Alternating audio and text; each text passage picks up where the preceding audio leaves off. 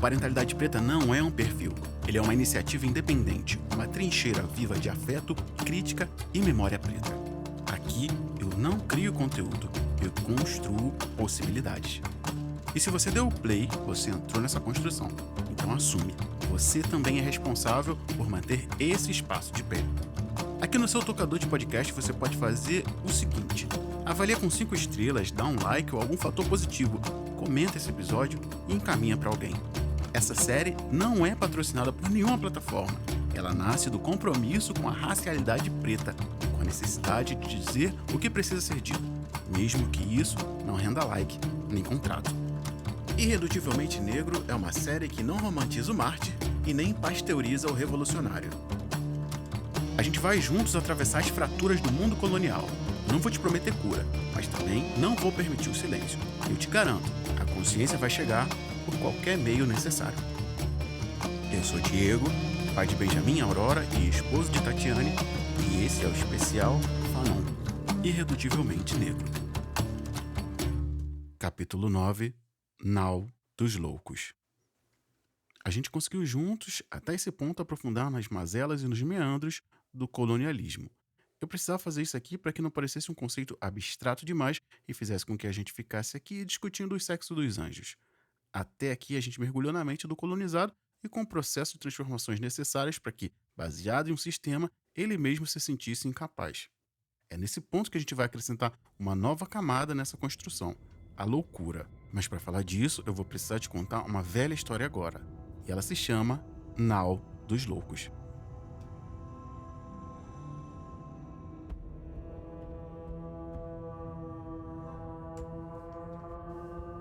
O rio parece infinito e a neblina cobre tudo.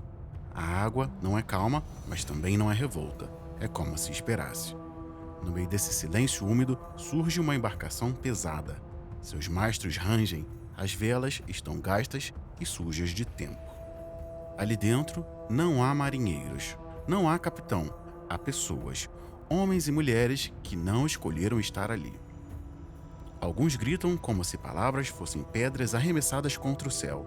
Outros riem alto, sem motivo, riso que arrepia mais do que consola. Há os que choram em silêncio, olhando para o nada. E os que apenas balançam o corpo, repetindo gestos que parecem orações, mas é só lembrança. Na cidade, eles já não tinham mais lugar. Foram chamados de incômodo, de desrazão, de ameaça à ordem. Então, foram reunidos, colocados dentro do casco de madeira e empurrados para o rio. As cordas se soltam, o barco desliza, os remos não são usados, a corrente é quem decide. Da margem, quem observa não sente pena, sente alívio. É como se cada louco levado embora fosse também um peso arrancado dos ombros da cidade. E o barco segue, desaparecendo na neblina, rumo a lugar nenhum. O gesto é simples, mas cruel. Não há tratamento, não há cuidado. A loucura não é acolhida e nem estudada. Ela é descartada, expulsa do convívio, lançada às águas. Essa é a imagem que atravessa séculos. Quando a razão não sabe lidar com a diferença, ela embarca. Quando a sociedade não suporta ver seus próprios reflexos, ela afasta os espelhos. E é assim, a Nau dos Loucos não é apenas um barco na história, é a metáfora da exclusão. É a lembrança de que, diante do que incomoda, a cidade preferiu fechar os olhos. Mas os corpos estavam lá, e cada corpo levado naquele casco de madeira era a prova de que o mundo prefere expulsar do que compreender. Como um navio fantasma, a Nau dos Loucos some no horizonte. E assim, da mesma forma, volta em outra época. Como em uma trajetória metafísica, o som da água desaparece e o rio fica para trás. Agora o que ouvimos é o eco úmido, como se estivéssemos caminhando por um corredor sem janelas.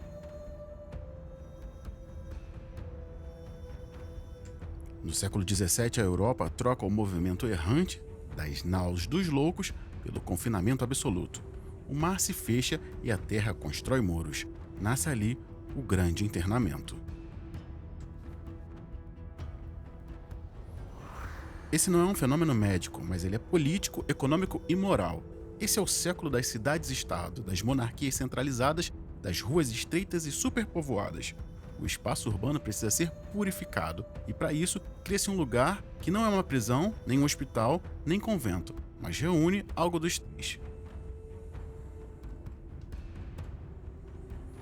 As condições sanitárias são péssimas, ruas sem saneamento, pessoas demais, dejetos demais. Fato esse que dali a pouco tempo faria a França mergulhar numa das mazelas que mataria mais de 1 milhão de pessoas, a peste bubônica, que comprovadamente só se alastrou por conta do nível da limpeza francesa na época, ou melhor, a falta dela. Hospitais gerais não são hospitais no sentido que a gente conhece, são depósitos humanos. Lá dentro amontoam-se mendigos, velhos, pobres, prostitutas, crianças abandonadas, criminosos e os loucos. Talvez o destino mais trágico da velha nau. Não há distinção, o critério não é o diagnóstico, é o desvio. Entram ali todos que a cidade não quer ver. O regime é simples: obediência e silêncio. O corpo é corrigido pelo trabalho forçado, pela oração obrigatória, pela imobilidade. Não há tratamento, há vigilância. Correntes prendem pulsos e tornozelos. Há castigos físicos para os que resistem. A cela escura é a punição para os que falam demais. Dentro desse local, o ar é pesado de umidade, fezes e mofo. Ratos circulam por baixo dos leitos, quando há leitos. As famílias abandonam seus parentes ali como quem resolve um problema. A cidade respira aliviada. Essa é a lógica que se espalha. Paris tem o seu hospital geral, Lyon, Marselha e Toulouse também. É um sistema. A exclusão não é improvisada, ela é organizada, administrada e legitimada por editais e registros, pelo discurso da lei e da ordem. No Bicêtre, um dos maiores complexos desse sistema, os alienados estão no setor mais afastado. Lá, homens nus ou vestidos de farrapas passam os dias acorrentados à parede, recebendo água e comida pela mesma fresta onde entram os ratos e o frio. E tudo isso, lembramos, acontece enquanto, do lado de fora, a França se transforma. No século XVIII, anuncia-se a queda da Bastilha, a fome leva mulheres a marcharem sobre Versalhes, o sangue que corre nas praças durante o terror. A cidade derruba as grades da prisão política, mas as grades dos hospícios permanecem intocadas. Era mais uma manhã fria e úmida, e por volta das 10 o grande portão, como que em protesto, rangeu ao ser aberto. Quem lá dentro estava sabia que aquele portão tinha o tamanho certo para manter dois mundos separados, e essa transposição só poderia ser feita por loucos. A verdade é que aquele portal dificultava não a saída, mas a entrada da humanidade naquele local.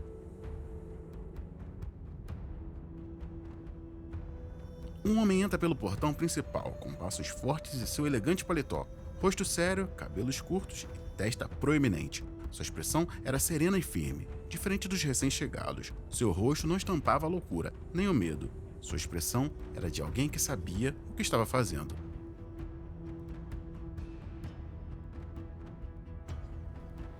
O Dr. Pinel chega ao Bicêtre. Formado em medicina, atravessado pelas ideias iluministas, ele caminha para o setor dos insanos e vê de perto a realidade que todos conhecem, mas fingem não ver. A história registrará sua ordem de retirar as correntes como um gesto que mais tarde iria inaugurar um novo tipo de controle, o tratamento moral. Mas naquele instante, no coração da França, que corta as cabeças em nome da razão, esse gesto é suficiente para romper um silêncio secular. Pela primeira vez, alguém dentro dos muros ousa dizer que a loucura não é apenas sujeira social, é a humanidade aprisionada. Mas afinal, quem era Philippe Pinel?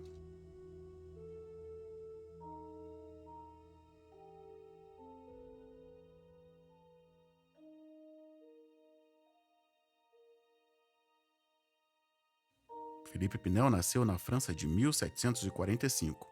Com forte inclinação para a vida religiosa, aos 22 anos resolveu estudar medicina e entrou para a Faculdade de Medicina de Montpellier. Localizada no sul da França, essa instituição era considerada um importante centro de debates e aprendizado na área da medicina, pois foi uma das primeiras universidades de medicina da Europa, fundada em 1220. Pinel formou-se em 1773, aos 29 anos, e logo depois tornou-se doutor pela Escola de Medicina de Toulouse. Por ser residente em Paris, frequentava os círculos de escritores, literatos, cientistas, ou seja, personagens imbuídos pela filosofia iluminista. Em 1793, o governo revolucionário o nomeou chefe do Hospital do Bicêtre, localizado nas proximidades de Paris. Em 1793, o governo revolucionário o nomeou médico-chefe do Hospital do Bicêtre, localizado nas proximidades de Paris. Diante das precárias condições em que os alienados se encontravam, Pinel solicitou autorização à Assembleia Nacional para retirar as correntes dos pacientes, tratamento usual para os doentes mentais. Tal gesto e sua teoria foram contestados por muitos autores, mas bastante referido como mérito do médico francês, abre aspas, libertando a loucura dos grilhões, fecha aspas. Philippe Pinel foi o principal precursor do processo de mudança que possibilitou o surgimento do alienismo na sociedade moderna. Ele integrou a corrente e constituiu o saber psiquiátrico por meio da observação e análise sistemática dos fenômenos perceptíveis da doença. De acordo com vários especialistas, Pinel observou a influência da hereditariedade na evolução do distúrbio mental, da mesma forma que apontou as causas morais como as mais prováveis para a alienação. Por todo o século XIX, outros alienistas deram continuidade a tais conceitos a partir das observações feitas por Pinel. Apesar da ênfase dada à questão da hereditariedade ter variado, na segunda metade do século XIX passou a ser apontada como um fator-chave no desenvolvimento das perturbações mentais. Pinel considerava esse tipo de alienação mental como qualquer outra doença orgânica, por concebê-la como um distúrbio das funções intelectuais, funções superiores do sistema nervoso, sem a constatação de inflamação ou lesão estrutural. Para explicar a loucura, o alienista identificou 3 causas, tais como as causas físicas, que se ligavam às fisiológicas, as causas ligadas à hereditariedade e as causas morais, paixões intensas, excessos de todos os tipos, irregularidades de costumes e hábitos na vida. Mais tarde, essa seria a neurose. Pinel defendia a cura da loucura por meio do chamado tratamento moral, que consistia em uma ampla pedagogia normalizadora com horários e rotina rigidamente estabelecidos, medicamentos receitados somente pelo médico e atividades de trabalho e lazer. Em 1795, Pinel foi para o hospital de Salpêtrière, onde ficou por 31 anos. Ao morrer de pneumonia em 1826, deixou como seu discípulo Jean-Étienne Squirolle. E esse trecho eu tirei da Academia Nacional de Medicina.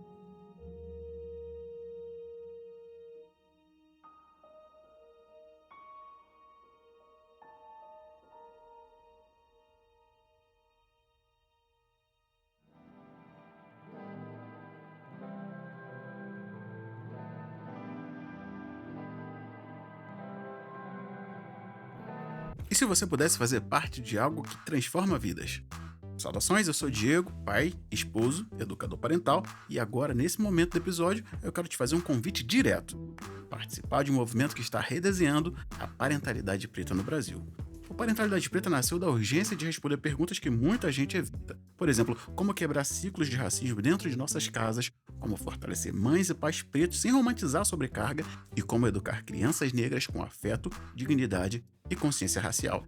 Se essas perguntas te atravessam é porque você já faz parte disso e agora é hora de se comprometer com esse futuro. O que a gente está construindo aqui é gigante, mas para que a gente possa seguir, a gente precisa de base, precisa de apoio. Apoiar a Parentalidade Preta é garantir que o podcast continue no ar com a qualidade e com a frequência, que as rodas de conversa se ampliem e cheguem mais famílias, que a gente siga produzindo conteúdos que acolhem, provocam e libertam, que a gente possa remunerar com dignidade quem tem trabalhado de forma voluntária e que a gente possa caminhar rumo ao nosso sonho, um espaço físico de cuidado e ancestralidade. E você pode se comprometer com isso com o valor de 2 bebidas por mês, quaisquer que sejam elas. É simples, consciente e transformador. Para isso, eu cadastrei uma campanha de financiamento coletivo lá no Apoia-se. O link é o apoia.se/aparenta, que está marcado na descrição desse episódio que você está ouvindo agora. Se faz sentido para você continuar fazendo com que o Parentalidade Preta cresça e mais iniciativas como essa, desse especial e outras trocas aconteçam por aqui, considere apoiar o Parentalidade Preta. O link eu já falei, o apoia.se/aparenta. Basta você clicar no link que está na descrição desse episódio, escolher uma faixa de valor de apoio que caiba no seu bolso, você não vá se enrolar financeiramente, manter isso aqui funcionando e começar agora a investir no futuro do Parentalidade Preta. Bom, e se você já faz parte disso, esse especial só está acontecendo porque você me ajuda a manter tudo isso aqui funcionando. Eu preciso muito te agradecer. Muito obrigado de coração a você que já apoia o Parentalidade Preta. E isso tudo aqui acontece para que a sociedade veja a luz em homens escuros. E a gente volta agora com a segunda parte do 9º episódio do especial Fanon, Irredutivelmente Negro, aqui no podcast Parentalidade Preta. Você deve estar se perguntando, beleza, mas o que que isso tem a ver com Fanon? Olha, eu ainda vou precisar te cozinhar um pouquinho aqui em banho-maria, porque eu quero trazer um arcabouço um pouco mais robusto para essa formação. Falando de Pinel, a gente percebeu que ele foi disruptivo no tratamento de pessoas com distúrbios psiquiátricos. A influência e o legado dele foram muito duradouros e até hoje a gente escuta falar o nome dele. Tanto que o seu nome acabou se transformando em sinônimo de hospitais e instituições do gênero, e por extensão, associado a pessoas que apresentam distúrbios psiquiátricos. A palavra Pinel atravessou a cultura popular e chegou até a música. Dois ícones desse cenário brasileiro se apropriaram dela para suas obras. A primeira, a rainha dos baixinhos, que nunca teve uma paquita preta, lançou a música Pinel por você. Escuta aí.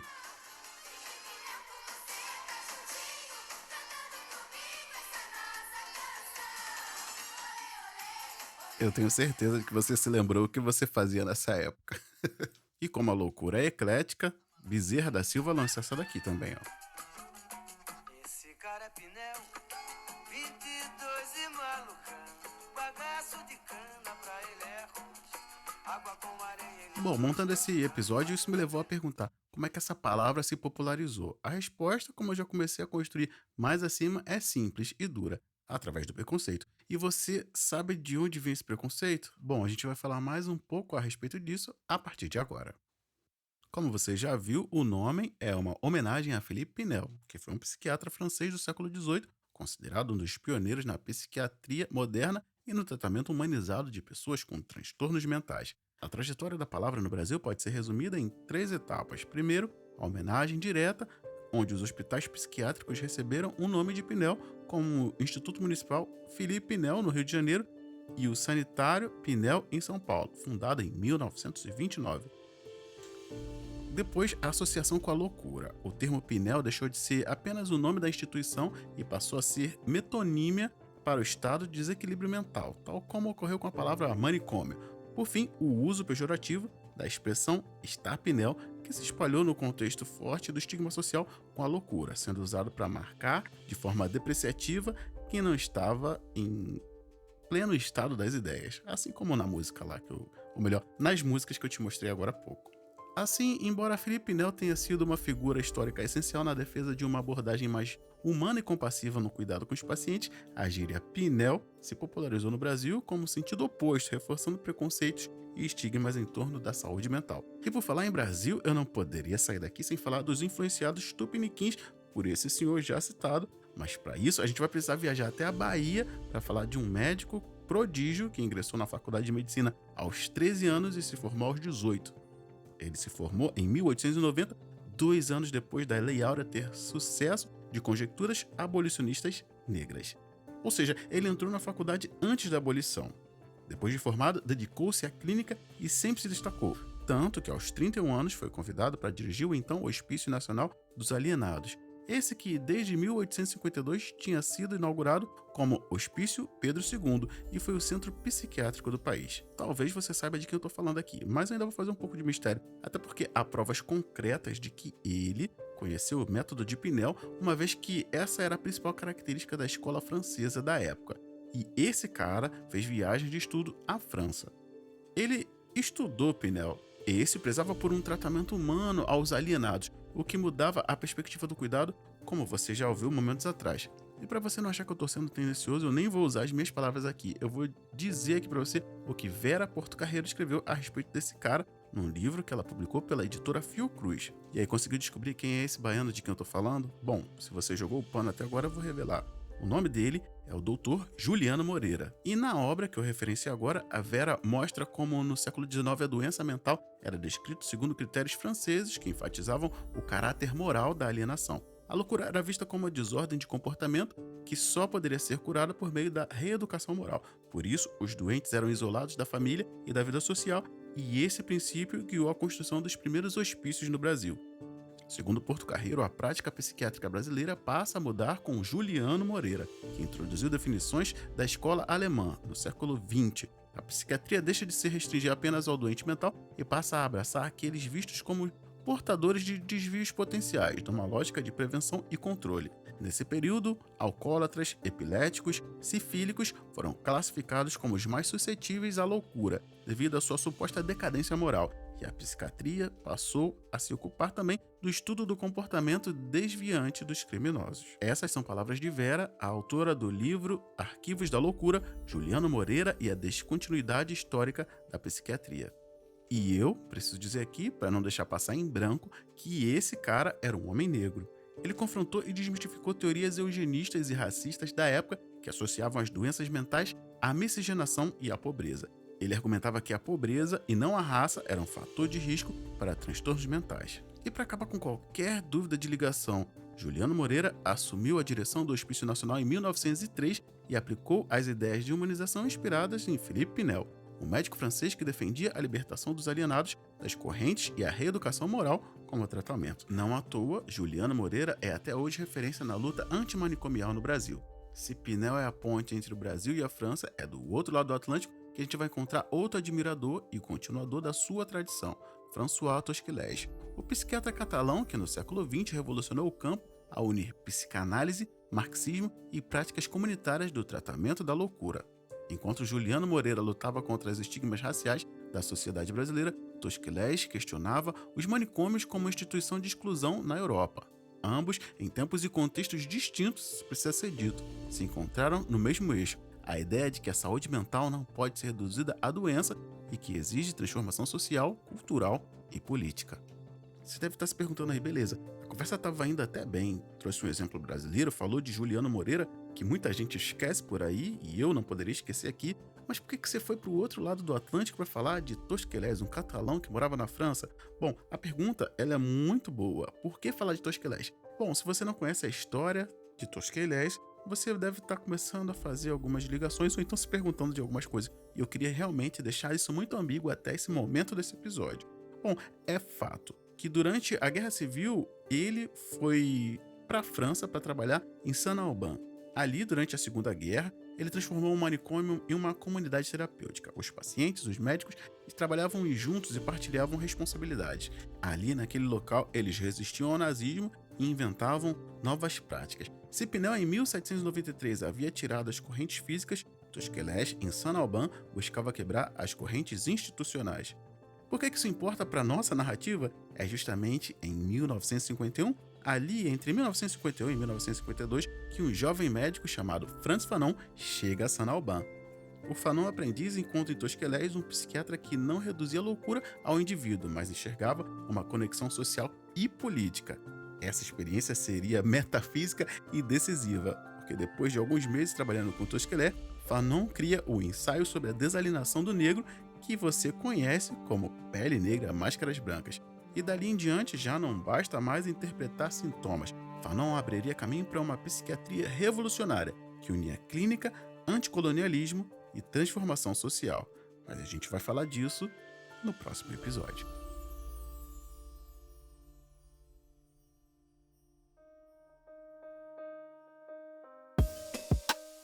Eu sou Diego, pai de Benjamin e Aurora, esposa de Tatiane, e esse episódio contou com referências indispensáveis para compreender o contexto histórico, político e subjetivo que atravessou a formação de Fanon. A pesquisa desse episódio compõe o livro Frantz Fanon, um retrato, de Alice Scherk, o livro História da Loucura na Idade Clássica, de Michel Foucault, e arquivos do Ministério da Saúde do Brasil. Todos os trechos foram lidos, estudados e roteirizados por mim, Diego Silva. Também fiz a curadoria, a narração, a edição e a finalização desse e dos demais episódios, porque o Parentalidade Preta é uma iniciativa independente, sem apoio de grandes marcas, instituições ou portais de mídia. Se esse conteúdo te atravessou, te ensinou ou te fez pensar de uma maneira diferente, eu te convido a se comprometer com esse trabalho. Com o valor de 2 bebidas por mês, quaisquer que sejam, você apoia a continuação dos episódios, a produção de materiais gratuitos e o fortalecimento de uma comunidade que educa com dignidade, ancestralidade e consciência racial. Na descrição desse episódio eu deixei um link para o post relativo a essa série lá no parentalidadepreta.com e lá você encontra links para comprar os livros que eu estou usando como referência para cá. Se você comprar pelos links que eu disponibilizei lá, eu já ganho uma comissão deles e você me ajuda de maneira espontânea, não vai ter nenhum custo adicional. O link para a campanha de financiamento coletivo e para acessar os links dos livros estão aqui na descrição do episódio e a partir deles você consegue acessar tudo que eu te referenciei aqui, beleza? Então a gente se vê na próxima.